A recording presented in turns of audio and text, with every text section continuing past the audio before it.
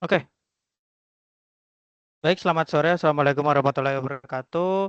Yang terhormat Bapak Didin selaku dosen pengampu mata kuliah APP. Pada kesempatan kali ini kami dari kelompok 4 akan mempresentasikan tugas mobile yang kami buat, yaitu Bookwise. Nah, sedikit informasi tentang Bookwise ini adalah sebuah aplikasi perpustakaan yang memungkinkan untuk usernya melakukan peminjaman buku, kemudian registrasi, kemudian book review, dan juga melihat berbagai collection buku yang kami miliki. Nah, kemudian untuk arsitekturnya sedikit informasi untuk backend-nya kami menggunakan Swagger. Nah, Swagger di sini eh untuk mengontrol berbagai aksi atau fitur seperti notifikasi, buku, dan seterusnya. Kemudian untuk UI-nya atau desainnya kami menggunakan Material App. Dan untuk penggunaan blog di sini kami mengimplementasinya juga bisa terlihat di sini kami memisah-misahkannya menjadi beberapa folder dari models, screen, service, utils, dan juga widget.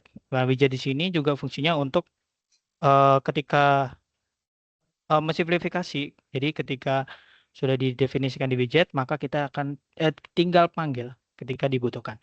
Nah, mungkin langsung ke fitur yang pertama, yaitu login, yang akan dijelaskan Nasif. Dipersilakan. Oke, mungkin langsung saja kita ke model user. Ya, di sini kita memiliki kelas user dengan konstruktornya ID, name, email, role, dan token. Lalu lanjut ke service out-nya. Terdapat beberapa fungsi, diantaranya set login. Jadi, jika pengguna sudah login, maka akan true. Jika logout, maka false. Lalu untuk selanjutnya, fungsi is login sama dengan defaultnya false. Dan yang terakhir ada fungsi logout. Lanjut ke screen sign in, sign up. Oke, di sini terdapat beberapa form isian untuk nama, NIM, tahun, nomor telepon, dan sebagainya. Terdapat juga beberapa validasi seperti validasi password, email, NIM, dan nomor telepon. Untuk pemilihan tahun, seperti tampilan pada emulator, kita menampilkan beberapa pilihan tahun untuk diseleksi. Lalu selanjutnya fungsi handle sign up. Setelah dilakukan validasi, maka eh, akan mengirimkan datanya melalui API ke register student dengan bentuk JSON berisi body name, NIM, year, phone, email, dan password. Lalu jika status code-nya kita mendapatkan 201, maka akun berhasil dibuat. Sebaliknya, selain itu maka akan mendapatkan respon gagal mendaftar. Setelah tombol daftar ditekan, maka akan dilakukan pop kembali ke halaman login. Selanjutnya untuk login screen, terdapat fungsi login user di mana kita mengirimkan ke API out login di mana bodinya berisi email dan password. Lalu kita akan mendapatkan status code dari responnya jika bernilai 200 maka login berhasil dan mengembalikan respon dalam bentuk decode. Selanjutnya kita set semua ID, name, email, dan tokennya ke share preference agar nanti bisa digunakan di function atau file lain. Kita contohkan untuk proses loginnya.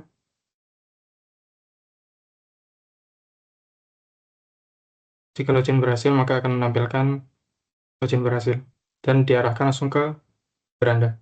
Mungkin itu selanjutnya.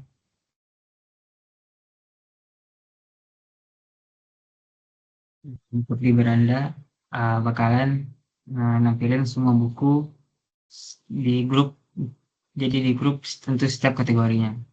Nah, buku-bukunya itu bakalan diambil dari fungsi fetch book.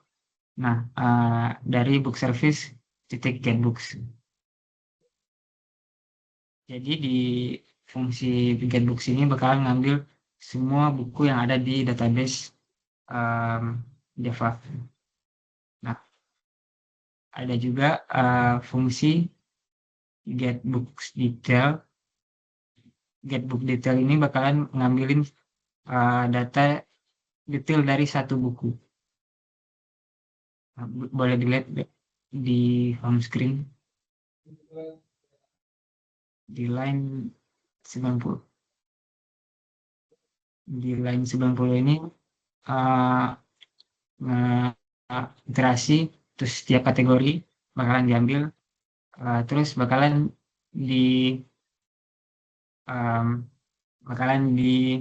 ditampilin headernya, kategori, terus sama list buku-bukunya. Boleh coba ditekan salah satu bukunya. Nah, di sini kita masuk ke page book detail screen. Nah, di sini tuh bakalan manggil fungsi book service titik get book detail tadi. Nah, itu tuh bakalan ditampilin di line 140. Nah, di sini bakalan ditampilin title-nya, autornya, terus ISBN publikasi dan lain-lainnya. Nah, selanjutnya bakalan dijelasin bagian review sama Fernando.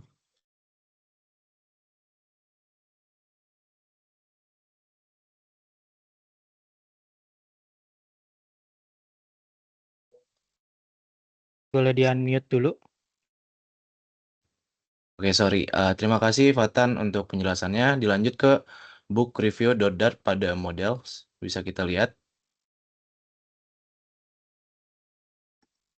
Oke, di situ kita bisa lihat bahwasanya terdapat kelas yang berfungsi untuk menyimpan satu data ulasan buku. Data ini yang disimpan itu terdapat ID, judul buku, nama penulisan ulasan, tanggal ulasan, dan rating atau nilai bintang, dan juga yang terakhir yaitu isi ulasannya.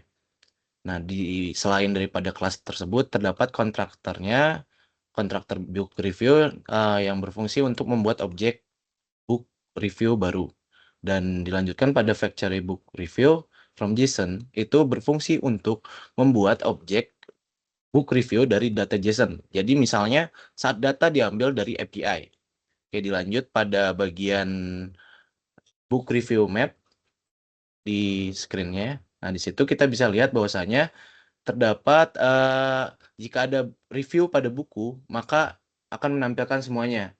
Nah, jika tidak ada review, maka akan menampilkan no reviews yet. Nah, kita bisa lihat lagi nih di dalam book review card. Di situ terdapat fungsi atau widget ya. Widget ini berfungsi untuk mengembalikan sebuah tampilan kartu ulasan buku. Nah, di setiap review akan ditampilkan dalam bentuk card yang terdiri dari avatar, nama penulis ulasan, tanggal ulasan, rating bintang, dan juga isi ulasannya. Bisa dilanjut oleh Widi untuk bagian eksplorasi page. Oke, selanjutnya eksplorasi page. Di sini untuk filenya ada di explore screen.dart. Di sini singkatnya kami menggunakan UI-nya untuk material.dart seperti biasa yang disebutkan di awal, dan juga kami memanfaatkan widget berupa widget bookgrid.dart. Nah, kita bisa ke paling bawah dulu dari kode ini dan file ini. Di paling bawah itu ada penggunaan dari bookgrid itu sendiri. Jadi bookgrid ini yang kita ambil adalah search query dan filtering kategorinya. Nah, di sini untuk defaultnya adalah kosong dan juga di set untuk filter kategorinya adalah semua. Nah, ketika di book explore screen ya bisa jadi dari bookgrid ini nge-fetch bukunya. Nah, ketika di explore screen ini, maka search query-nya akan diisi oleh inputan user dan begitu pula dengan filter kategorinya. Nah, untuk mungkin ke search-nya terlebih dahulu, search di atas. Nah, jadi kurang lebih seperti ini. Ada box. Jadi desainnya juga kami menggunakan row dan seterusnya. Di sini mengisi value-nya, kemudian akan ditambahkan. Nah, kita bisa lihat di sini, misalkan kita akan mencari Laskar, maka akan ditampilkan buku dengan judul Laskar. Nah, begitu pula dengan filtering. Nah, di sini akan ditampilkan melalui bagian bawah ke atas dan beberapa pilihan filternya. Nah, untuk pilihan filternya ada 4 di sini. Itu semua fiction, romance, dan ada 5 dan sampai dengan fiction, sampai dengan fantasi. Ya, kurang lebih desainnya juga seperti berikut. Nah, mungkin untuk explore cukup sekian. Mungkin lanjut untuk transaksi. Gagas, dipersilakan. Baik, untuk selanjutnya adalah transaksi dengan flow user dari export screen, maka user bisa mengeklik bukunya, lalu akan diarahkan ke dalam book detail screen. Nah, dalam book detail screen ini terdapat button add to cart, yang mana menambahkan buku ini ke dalam cart dengan cara menyimpannya di dalam local storage. Nah, setelah kita menekan, tadi saya lupa. Setelah kita menekan add to cart, maka buku akan berhasil ditambahkan dalam cart. Lalu kita cek ke dalam cart screen atau keranjang, maka dia akan tertampil di sini. Dan kita juga mengimplementasikan untuk penghapusan dari si data dalam card sendiri. Dan untuk kode dari screen card adalah seperti ini. Jika kita di sini kita memiliki function checkout, yang mana jika kita klik, maka akan muncul seperti ini, checkout details. Maaf, untuk checkout yang ini untuk checkout final ya. Jadi ini ada di dalam model atau pop-up ini. Dalam model sini ada tanggal peminjaman, mulai peminjaman, dan tanggal pengembaliannya.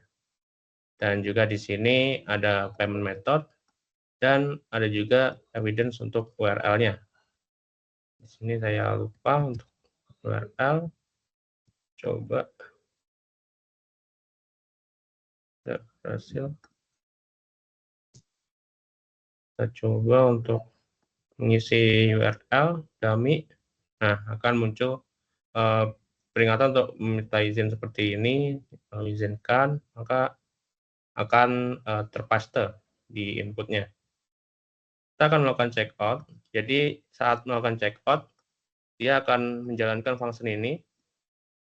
Dia akan mengecek terlebih dahulu seperti user ID, card, apakah dia empty atau tidak, terus apakah sudah memilih payment, apakah sudah mengupload payment evidence, maka dia akan langsung memanggil API di dalam API service, yang mana namanya adalah create transaction. Nah, di dalam controller API service ini, dia akan memanggil API transaction dengan base URL-nya ini, request Azure website. Nah, dari transaction seperti itu, mungkin lanjut ke transaksi yang akan dijelaskan oleh Akbar. Oke, terima kasih Gagas. Boleh minta tolong di transaction screen. Nah, pada di transaction screen, di situ kan ada function get user ID. Nah, get user ID itu mengambil user ID dari set preference. Habis itu dilanjut ke future builder, itu menunggu dari user ID-nya untuk dimuat. Habis itu kita masuk ke API fetch transaction. Nah, di situ tuh gunanya untuk mengambil daftar transaksi yang berdasarkan user ID yang tadi diambil. Habis itu kita masuk ke builder transaction. Nah, builder transaction itu tuh berisikan berupa data, ya seperti data-data di gambar seperti invoice, status, berupa pending, dan harganya. Boleh lihat di view detailnya. Nah, pada di view invoice detailnya, nah berisikan invoice-nya, statusnya, apakah disetujui atau tidak. Di situ tuh juga berisikan customer informasi yang berupa nama, email, nomor HP, dan sebagai role. Terus dari kapan dia meminjam, terus payment yang dia gunakan, dan item yang dia pinjam, dan berupa harganya. Oke, terima kasih. Selanjutnya akan dilanjutkan oleh Justinus. Oke, selanjutnya adalah notifikasi. Nah, di notifikasi ini kita bisa mulai dari modelnya, model notifikasi. Jadi kita membuat sebuah modelnya menginisiasi dulu untuk kelas-kelas yang kita perlukan. Yang pertama untuk notifikasi itu sendiri yang terdiri dari ID sampai dengan user, kemudian application yang required setternya, kemudian untuk konstruktornya, untuk application app notification itu sendiri, dan karena ini berkaitan sama user maka kita butuh kelas user. Nah, selanjutnya untuk notification service, di bagian notification service ini kita membuat mengambil data user dari endpoint Swagger tadi yang sudah kita tampilkan. Nah, pertama kita melakukan penarikan ID dulu dari share preference, kemudian dicek apakah ada atau tidak. Ketika ada, maka responsnya itu akan disimpan dengan status code 200. Nah, di status code 200 ini mulai untuk membuat notifikasinya, akan di decode response body-nya, kemudian akan disorting juga untuk waktunya. Jadi disorting berdasarkan waktu notifikasi. Nah, untuk penggunaan dari notifikasi ini kami membuatnya di main. Kita membuat widget tersendiri, widget khusus, karena memang untuk notifikasi ini kita khususkan untuk sebentar waktu kita khususkan untuk transaksi peminjaman dan juga pengembalian. Nah, ini widget build, seterusnya ada error handling, dan di sini kami juga men-setting untuk jenis-jenis notifikasinya, ada alert, info, reminder, dan juga defaultnya kami setting berupa color gray. Begitu pula dengan ikonnya. Nah, sebagai contoh di sini untuk yang alert ini, untuk yang reminder ini adalah berwarna hijau ya, atau approve. Di sini bisa bermacam-macam approve ataupun yang lainnya.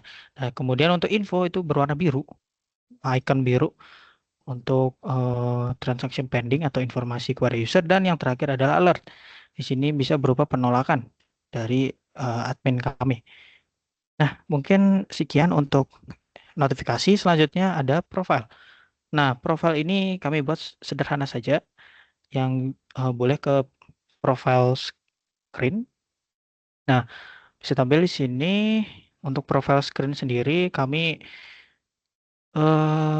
membuat widget sendiri, dan juga kami memanfaatkan user ID yang kami ambil dari share preference yang sudah disimpan ketika login tadi.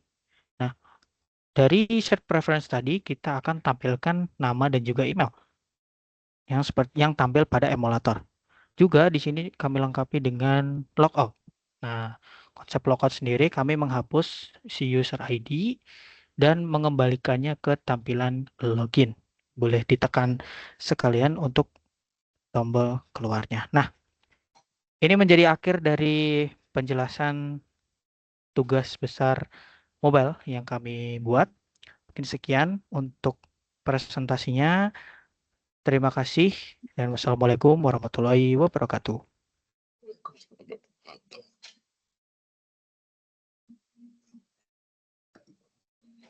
Oke,